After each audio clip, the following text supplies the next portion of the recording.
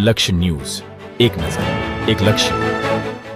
આજરોજ દિયોદર તાલુકાની ગોળિયા વખા પ્રાથમિક શાળામાં 79માં સ્વાતંત્ર્ય પર્વની ઉજવણી કરવામાં આવી, જેમાં ધ્વજવંદન કાર્યક્રમ બાદ શાળાના બાળકો દ્વારા દેશભક્તિ ગીત, અભિનય ગીત અને વેશભૂષા વગેરે રજૂ કરવામાં આવ્યા. ત્યારબાદ દિયોદર તાલુકામાંથી શ્રેષ્ઠ શિક્ષક પારિતોષિક 2025 માટે પસંદ કરાયેલા શાળાના આચાર્ય બાબુભાઈ પી પ્રજાપતિને ગામ લોકો દ્વારા શાલ ઉઢાડીને સન્માનિત કરવામાં આવ્યા.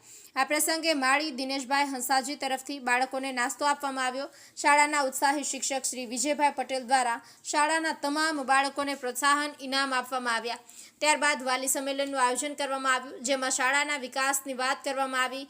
અનિયમિત બાળકોની હાજરી વધારવા શાળાએ કરેલા પ્રયત્નોને બિરદાવવામાં આવ્યા. આ પ્રસંગે ઉપસ્થિત આરોગ્ય વિભાગ પીએચસી વખાની ટીમ દ્વારા બાળકોને આરોગ્યની ચકાસણી, રસીકરણ અને બ્લડ ગ્રુપ ચેક કરવાની વાત કરવામાં આવી.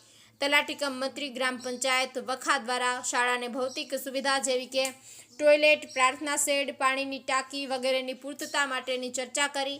મધ્યાહન ભોજનની ગુણવત્તા અને ચકાસણી બાબતે પણ ચર્ચા કરવામાં આવી હતી.